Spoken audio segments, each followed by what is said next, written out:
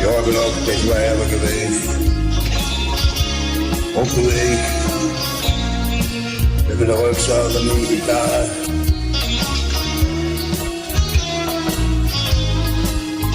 En het ruim. En voorleuk. En de wind vullen in mijn gezicht. En ik vraag me af wat ze zou wel denken als ze mich terugzien.